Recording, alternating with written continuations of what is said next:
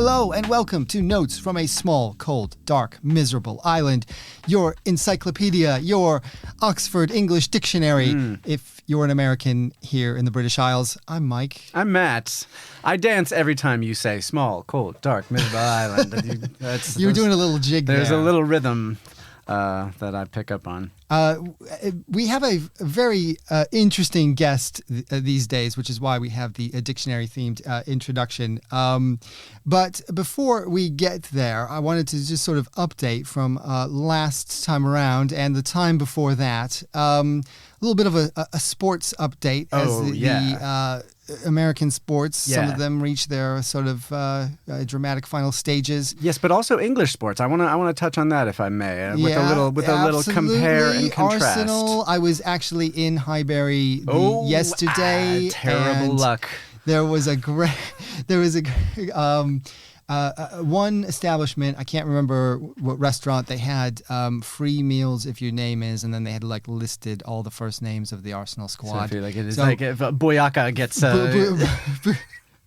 Boyaka was like you could get free tacos. The Boyaka taco. Yeah. I'm so sorry.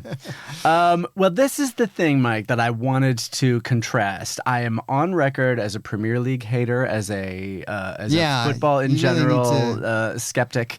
On Tuesday night in Hackney Dalston, not like Finsbury Park, not Highbury, not like at the site of the stadium, but on Tuesday night when Arsenal won the league, the fans went dickhead, and so lime bikes on the sidewalk, people running around drunk, everybody honking horns, clogging up the intersections, and this is far, far away from the stadium. Now, leading up to Arsenal winning the league, I didn't see signs in windows. I didn't see people rocking their gear like you would in America when your hometown team is on the verge of winning it all. It all just sort of came out of the woodwork at the moment of the win. And the moment of the win, to shit further on the Premier League, was a Tuesday night.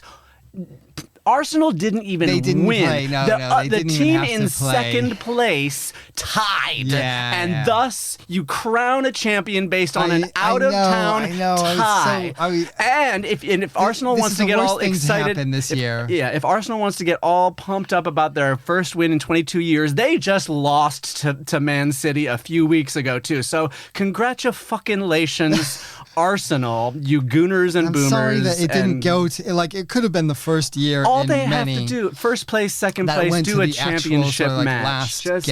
Just do a championship match. Oh, they're too exhausted from all they're too exhausted from the Champions Leagues and all the other distraction leagues and all the other water it down leagues. You at least were a little bit enthused by the. My brother Outlaw neighbors. is I'm happy for my sister-in-law's partner, because it took him a long time. Congrats. Now let's contrast this with in American sports, in hockey and basketball, 4-round playoff series to crown a champion. Each round 7 games just to advance, and you're in the second round and you haven't been there in a while, and you get to the 7th game, and the 7th game is tied at the end of regulation, and then you go to sudden death overtime. Next goal, fast forward. You move on to the next round. You don't score that goal, you go home. What could be more higher stakes and on the edge of your seat than the Buffalo Sabres losing to the Montreal Canadiens? You're from Buffalo, and so then you basically just there we go. We lose in overtime. It's commiserations to you, Mike, on the Sabres. Your Cavs, though, did a good job. My Cavs crushed in Game 7 of their second round series. The other night, not so well. What happened? They blew a big 20-some point lead in the second half in Madison Square Garden, which is a hard place to win. When you don't have home court advantage, you want to get out and you steal a game and sort of flip the script, especially against a team that had been sitting waiting for a week for you. They had the Knicks swept their previous round, and it took the Cavs 7 games. So you really want to get that first game, and they had it and they blew it. So I'm now for game 2. tomorrow night, or is it tonight? It's tonight. I've decided I'm not gonna, because it starts at 1. They basically start at 1. So you're not gonna stay up? I'm not gonna stay up for game 2. I'm just gonna see what happens in the morning, and just because I can't keep living. I can't keep living highlights. Of course. But I can't keep living this liminal life where I'm up till 4 a.m. and then the NBA does this. No, it's not worth your sleep. You're gonna like conk out before the finals. It was almost worth it when I was so like pleased. God, and I've gone into a new routine where like I get under a blanket and I turn the broadcast on mute and I try to get into a very zen-like place, even as the game is back and forth and super exciting, but it still doesn't. I still can't sleep. Coming up, we do have, and it might be, depending on when we put this episode out, still, it might be over by now, but at least as we speak, the Champions League final, there was one match, right? One match to win it all, and it's Arsenal again. So I wish them all the luck against Paris. Yeah. And then you don't have to stay up until 1 a.m. to actually watch an exciting sport. We also talked about elections, and we thought that maybe we gave some bad information. We double-checked. No, you can't vote in this country if you're an American, if you're listening, unless you have a passport from the EU, Ireland, any other EU country. Yeah, my Polish coworker sort of made me paranoid. Yeah, because she was like, I voted, and I can vote in local elections, but not in national elections. And you should be able to because you have indefinite leave. And then Mike sent me the link and was like, no, not you. I thought we were giving out misinformation. Is that a vestige? We double-checked it. I feel like that's a vestige of pre-Brexit, like that these EU folks can vote in local elections. Yeah, why has I guess when reform comes in, they'll put why they would change that. Personally, I didn't vote, and I didn't vote because I stupidly just forgot to register when I moved back to this country. Inexcusable. I did not exercise my... I thought I had. I mean, it was complete sort of oversight. I didn't exercise my democratic will. You didn't have to tell people But a lot has happened. A lot has happened since then. And despite my prediction at the very beginning of this year, when we did the big prediction episode, nobody is going to remember this, but I said nothing was going to happen. But now clearly there'll be a new prime minister soon, at some point, probably. Not definite, but keeps on sometime in the next couple of months. We have the top contenders, the sort of like centrist guy, the sort of slightly more left-wing guy, who knows, some dark horses in there. Suddenly, British politics has become a little bit more exciting again, and whoever replaces Keir Starmer, it looks like, judging from opinion polls, will be more popular than Keir Starmer himself. So, who knows? Probably good news if you're not a fan of reform and you don't want to wait 10 years for your indefinite leave to remain. Do you want to touch on this where I just flagged up the guy who came out saying like, hey, we should maybe consider rejoining the EU, and the centrists were like, oh my God, no way, and then other people were like, yeah, why can't we just admit we made a mistake and backtrack on it? Wes Streeting, who perhaps the closest thing to Starmer, he's definitely going to challenge Starmer for the leadership to some degree, has come out with this. Andy Burnham, who's the mayor of Manchester, and thought to be very much popular with the sort of Northern Labour voter who is also pro-Brexit because they don't like much the European Union and think it's a waste of money or whatnot, has been a little bit more lukewarm about this. I don't know. I don't know if it's a real vote winner either way. You probably just want to sort of dodge the question like Jeremy Corbyn did in 2017 and then maybe win some votes on the back of that. I mean, we haven't even sort of started the process here. It's fiendishly complicated. I couldn't even really describe it to you myself. But clearly changes in the air. Yeah, we didn't really touch on that in the politics episode about how the leader of the party, for those not schooled in it, the leader of the party is a representative, but then they are then the chief executive.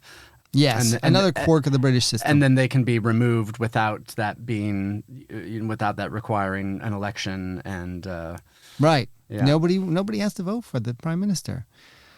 Very weird. Should we just mark history, like where we are in history, just with a quick like mention of what's going on in the U.S.? Just if we just wanted to like real low key mention brazen, unprecedented corruption with this creation of a 1.776, see what they did there, slush fund for the president's allies after he sued his own revenue service. You should check on Mike's Substack, which we should link for more information on that. I mean, surely this sort of unchecked and blatant corruption should spell doom in the midterm elections coming up at the end of the year. Surely the voters won't let this stand. Oh, wait, don't worry. The Supreme Court is fine with the Republican redrawing the maps with the Republicans redrawing congressional maps so that Trump people continue to stay in power regardless. Meanwhile, dude is turning the White House physically into a missile-proof fortress. So yeah, don't worry about that. I saw somebody one of these they call them NAFO people online. They're sort of like troll warriors on behalf of Ukraine, posting a picture of Zelensky, and with the caption, "This is a man who doesn't need a bulletproof ballroom." It's like, it's pretty funny. Yeah. I mean, amidst the war. I think all signs may point to continued upheaval in the homeland, and you can always come here and listen to our podcast, probably.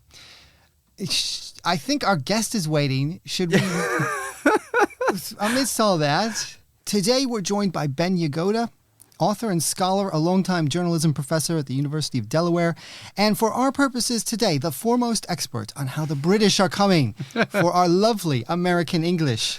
He writes the blog, which I highly recommend, Not One-Off Britishisms. Do you get that acronym? Noob. And the title of his book is Gobsmacked, another beautiful British word. Ben, it's welcome. A good sounding word. Welcome to the pod. Love the sound of it in your mouth. Gobsmacked. Thank you so much. It's great to be here.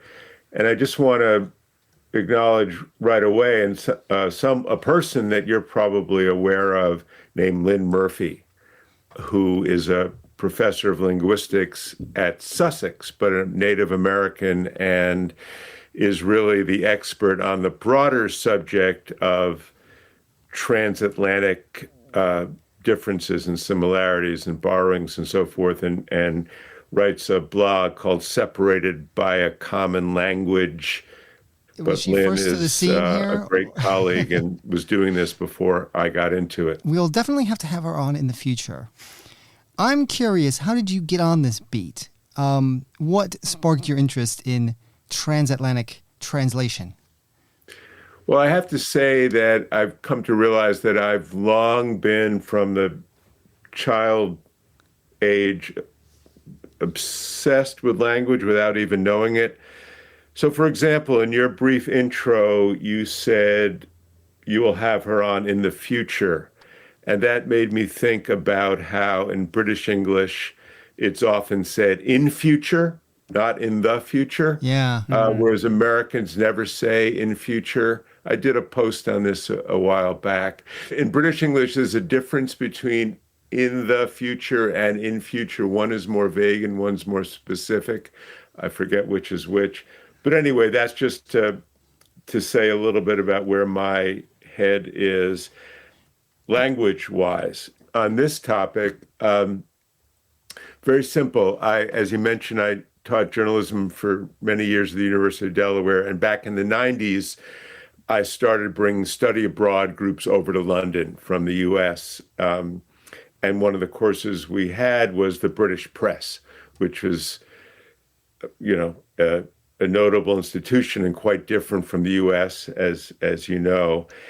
Because of that, and also because of just being interested, I started reading a lot of British newspapers, magazines, and listening to the BBC and so forth, and began to notice all these differences, much more than you're exposed to as someone growing up and coming of age in America when, Dick Van Dyke in Mary Poppins or whatever. Patron saint. I mean, come on, that's 100% authentic.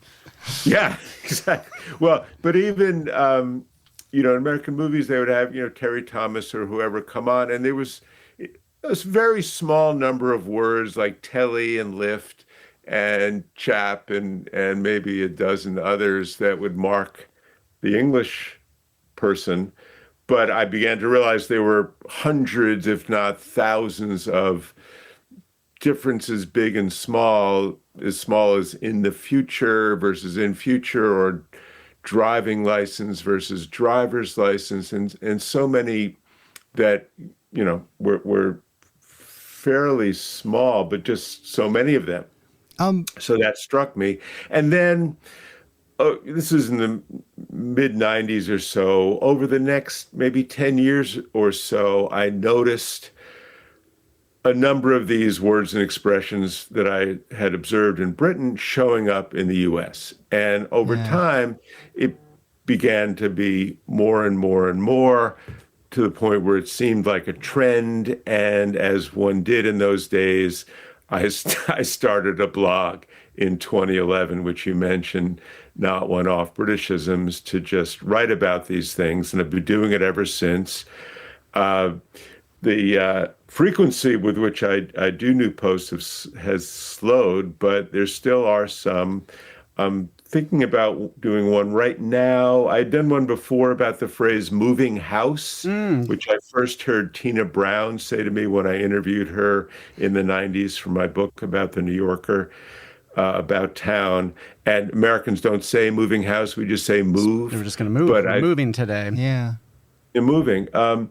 But so I did a post on it, hearing Americans say moving house, but lately it's been broadened to moving office. We're moving offices, we're moving apartments, and those are ones I don't recall having heard yet in the US.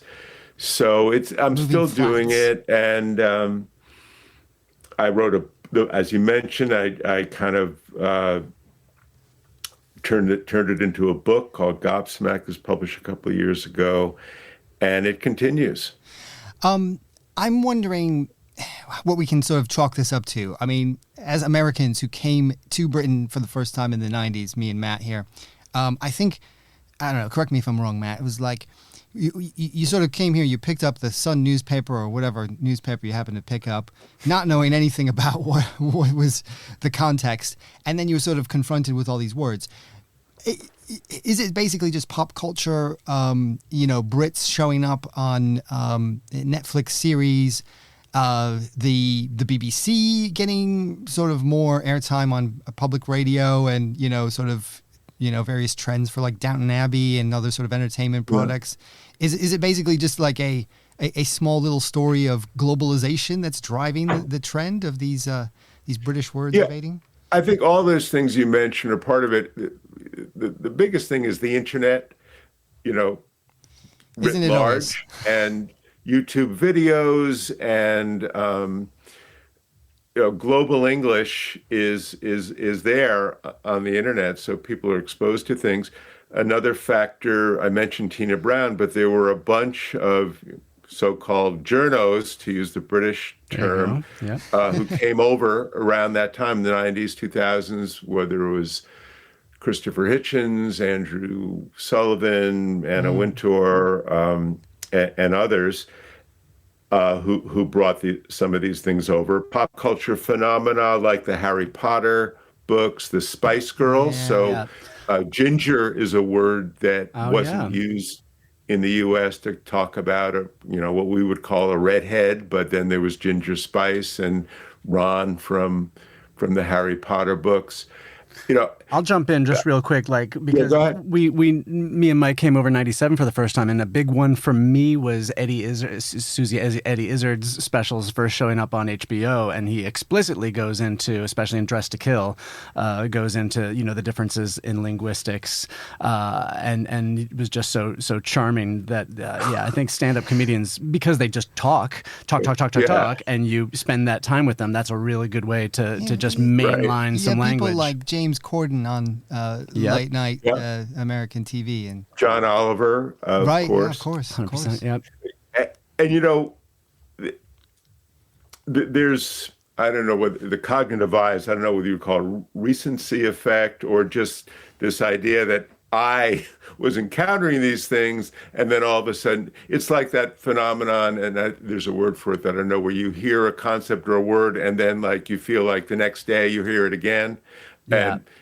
And that's obviously not the case, that it's because you heard it once, and maybe if you had encountered it weeks before, it would have just passed right over you. So I worried a bit about that it was a cognitive bias, but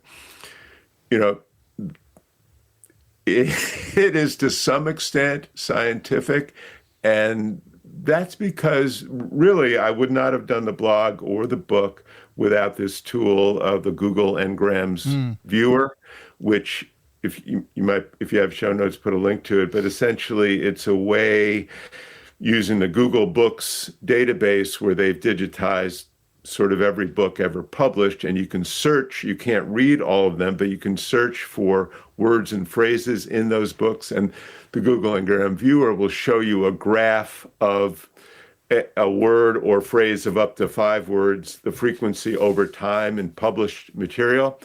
But the thing that makes me why it made me able to do my projects is that it can break it down to British or American. So you can take in future, colon British English, comma, colon American English, and it'll show you 2 lines. And the British one typically will be a sort of lower left, upper right growing. And then the American pops in 3/4 of the way through and then starts growing in this phenomenon of the not one-off Britishisms. And that really shows fairly scientifically the popularity of these words and phrases in both British English and American English, and comparing one to the other. It is a bit geeky. I love the graphs though that result from those. They really show, I suppose, your entries involve things that are like just starting their life, right? As sort of British words have gone to America. And then ones that sort of are more established and have been sort of used in the New York Times several times. My favorite one is football. My favorite one is or soccer rather. How soccer started as a British word, became an American word. Now, if you talk to a British football fan, they will like bite your head off if you call it soccer. It's there's funny stories in there. But I thought I might mention some of the recent entries.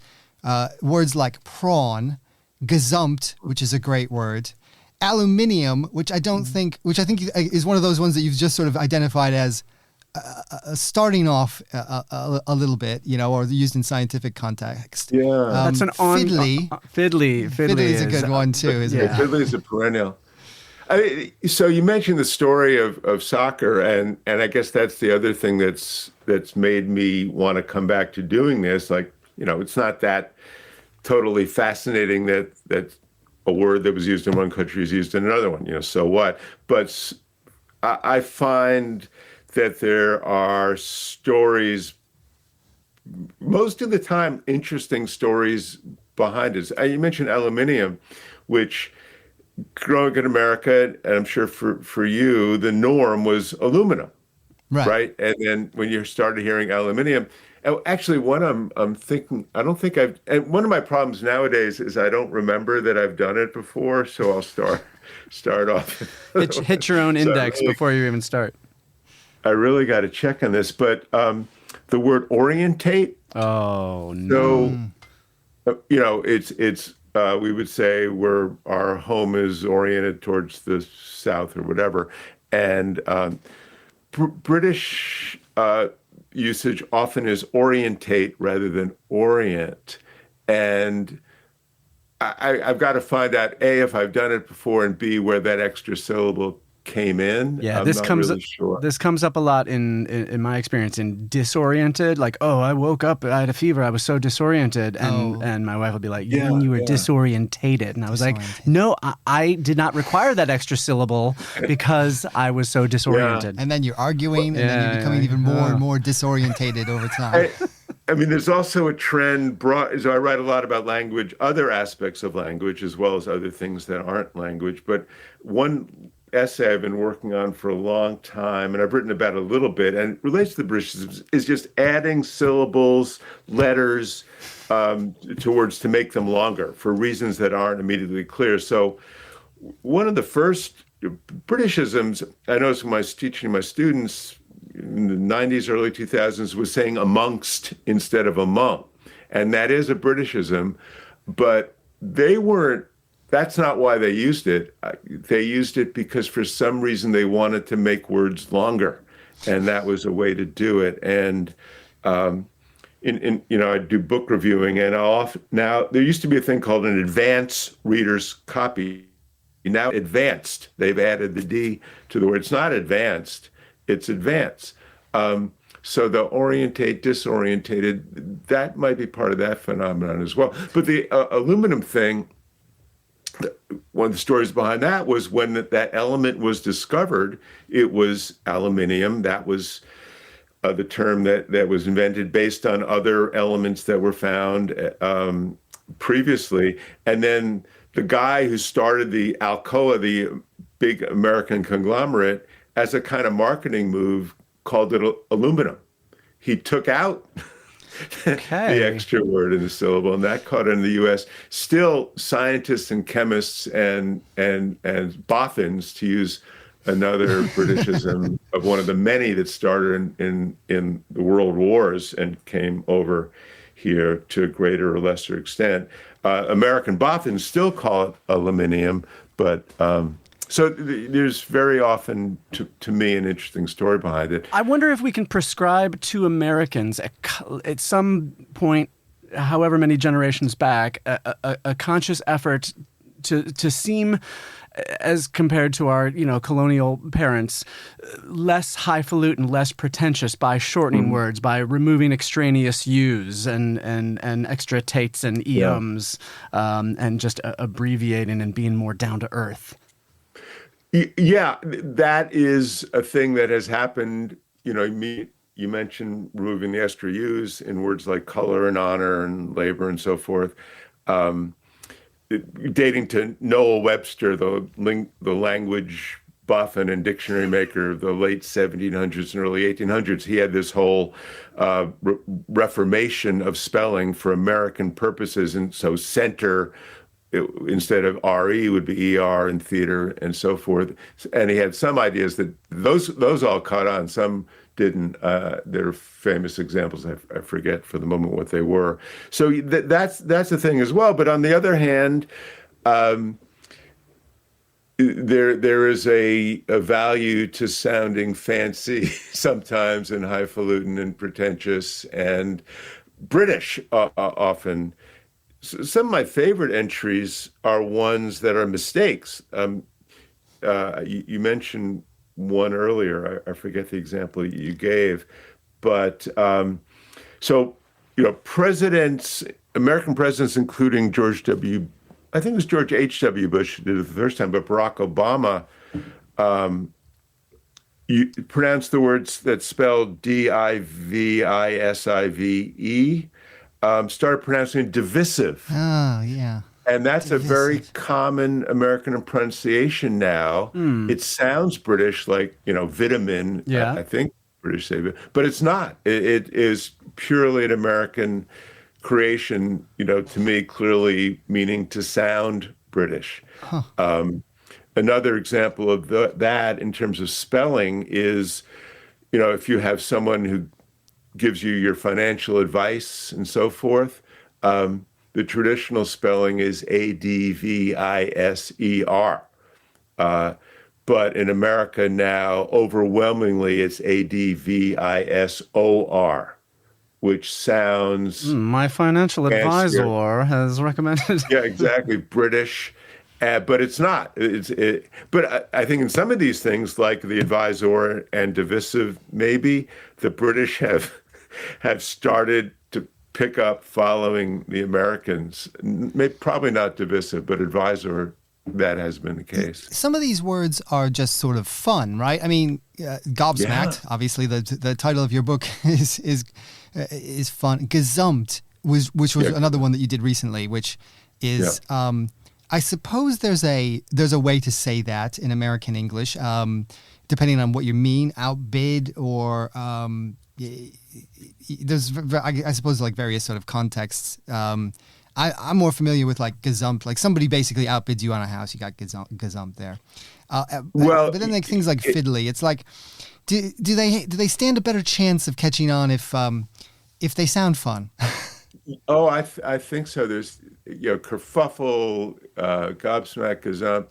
Gesamt again has a story behind it. And I should mention the two other resources that are essential: Oxford English Dictionary, which has a historical list of the citations, starting with the first one that's been found, and for boffins and geeks like me to so-called antedate there first and find a newer one, which I've done on a couple of occasions, is like a triumph. But gesamt, started, and then the other is Green's Dictionary of Slang, which is an Oxford English Dictionary is proprietary, so you got to subscribe to it, the online version. Green's was this man, Jonathan Green, who's the world's foremost authority on slang, an Englishman, and he's put his entire body of lifetime research online for free for anyone, and it's brilliant, to use another Britishism that is really caught on here. And it's like the OED, and it has the historical uses of that term, first to most recent. And he's got a little flag in front of each quote to indicate what country it comes from. But gesamt, they started showing up in the early 20th century as a word meaning swindled. And the derivation, Green gives it as Yiddish.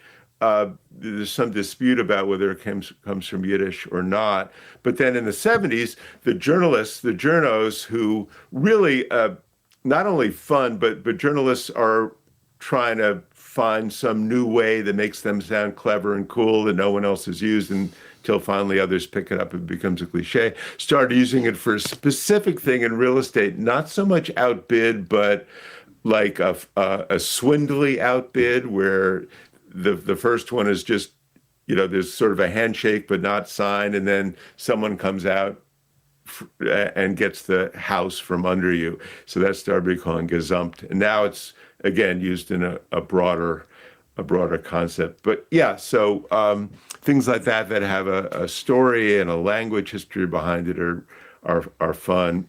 But the journalists are very important. So a lot of these terms are really started and sometimes only used by journalists, not in the broader population. But others really have taken hold in the U.S., like kerfuffle and gobsmacked, and which you see just regular people using. Yeah. I mean, a lot of Brits are sort of populating the ranks of journalists at major news organizations. It's all a great sort of mix.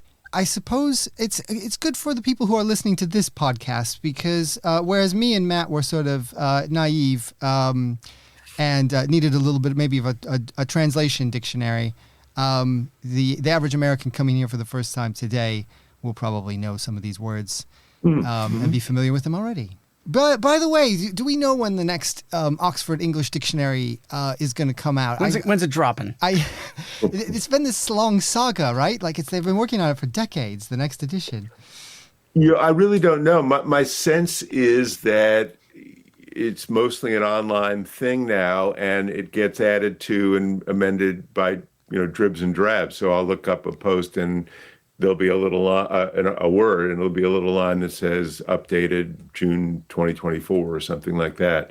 But I wasn't aware that there's a major edition that will be dropped. I read something about it in the it would have been the Times, the New York Times, or the New Yorker, or something about the people sort of working on it. I was saving up, but maybe I'll just buy a car instead. Yeah. I don't know. Well, you got to find space for it. I remember specifically in the mid-'90s at Bowling Green State University having to go for a theater assignment and having to go to the massive OED and look up physically word by word. Wow. In the actual paper thing. We are aging ourselves. I know, here. yeah, but it's also the thing of and yeah, for Ben as well, having been on both sides of it, and and seeing the difference that that technology and storage space has made for the repository of all that knowledge. Ben, thanks very much for taking us through this. The blog is notoneoffbritishisms.com. I highly suggest that you take a look. If you're listening to this podcast, you'll be inherently interested in it. And despite the maybe the slower pace of entries these days, there's a wealth of information on there. Ben, tell us, you have, you have a number of books, not limited to Gobsmacked, and what are you working on now, and what's your sort of, what's your latest output? Well, my latest book was my first novel, which was a historical novel about, or the main character of which is the American writer O. Henry, famous short story writer of Gift of the Magi, and it turns out well over 300 additional stories, all written in an amazingly productive 8-year period. So this is about his years in New York City in the first decade of the 20th century. And then I've just finished a book also for Princeton University Press, which published Gobsmacked, about irony. Ooh. Taking that concept through the centuries and millennia up to the present day. So that's, I hope, coming out. Definitely useful for people who live in England and also are Gen Xers. Me and Mike are like, that's we're your market. This sounds like it could be a whole other episode in itself. The Gen X. So I'm the older generation, but. Just spoiler alert, there are, as you're probably familiar, have been claims made that Gen X is the most ironic generation. I'm not sure if that's true or if that even can be said, but it is a thing, that's for sure. And I go into that in one of my later chapters in the book. It's also confusing because, you come here as Americans and apparently we don't understand irony. Right. I've run into that claim as well, which is a little puzzling, but I'm not sure it's definitely not true. No. But there's got to be some truth to it. There are different brands of irony. And one thing I have to figure out if I'm going to do interviews with the book is how to pronounce it, because sometimes I say irony and sometimes I say irony. Right. So I got to come up with it. I bet irony is probably more American. Jeez, this is going to probably these things that I think about. And I just feel like able to say the word. Americans not getting irony sometimes is just not reacting well to British people being mean. But when they're being mean, they're like, that's their humor, right? Just jokes, man. Taking the piss. I think what it is a humor, is a specific humor aspect. Although there's a lot of irony in like Friends, for instance, or like. Gen X, come on. Yeah, it's so. So it's very very specific. The American comedy of the 70s, Steve Martin acting like a self-satisfied boob idiot. That's ironic. Absolutely. But it's a different thing. The national varieties are for sure different, but it's rife in both places and over multiple generations. So that's one of the things that there's kind of pendulum shifts over the ages, and back 250, 300 years of embraces of it, uses of it, and then kind of backlashes, and then people saying we are the most ironic, and then no, and then back, and the pendulums have become more swifter in recent years. So the speed of TikTok. That's what I've been working on. Excellent. Well, thanks. We'll have to have you back when that one's out, and we can be ironic yet again. Ben Yagoda, brilliant. Thank you very much. Thanks. Thanks, Ben. Thanks, guys. It's been a lot of fun. I appreciate it. That's about enough for today. Please remember to email us colddarkmiserablepod@gmail.com. Heads up, if you ever listen to us on YouTube or follow us on YouTube, I'm finally getting around to creating and releasing some shorts, some clips. It's a longer process than I thought it would be to make these things, but some of those, if not already on there, I'm gonna have the first 3 dropping maybe this afternoon on the day of recording. So hey, look out for some YouTube shorts you can share on your particular favorite social media site. Have we decided on a theme tune yet? No. Are you still interested in submissions? Yeah, we're always sort of like trying out new things. I'm yet to see someone email colddarkmiserablepod@gmail.com with an MP3 attached of their theme song submission. So therefore, I just keep producing some until I get the okay from you. Yeah, maybe if somebody were to send one in, we would consider it. Great, but until then, I'm here for you, Mike. Oh, okay. If there's one thing that white middle-aged guys who enjoy English things appreciate. Anglophiles. It's Radiohead. And also words. I was thinking, inspired by our guest, just thinking a lot about, words of the English language and how the same sentiment can be said in different ways. With your permission. Don't let me gazump you. I'm ungazumpable. Boom, boom, boom. Tick, tick, tick, tick. Ba-digga-ding, ding, ding, ding. Ba-digga-ding, ding, ding, ding. Ba-digga-ding, ding, ding, ding. You said 2 chufts in a week, not one off. You are proper clever. Yes, you're smart. All from one London semester and consuming heaps of Anglo art. Mates accuse you of affectation, but you have got the English language also stout. They'll say thanks instead of cheers. You will be the keen one chatting about. Gobsmacked in the queue, not surprised in the line. You say you need a wee in the loo when it's restroom time.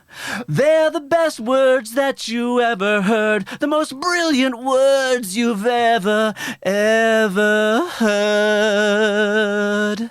Bloody bespoke bog roll bollocks, bugger boffin bits bin, Bob's your uncle.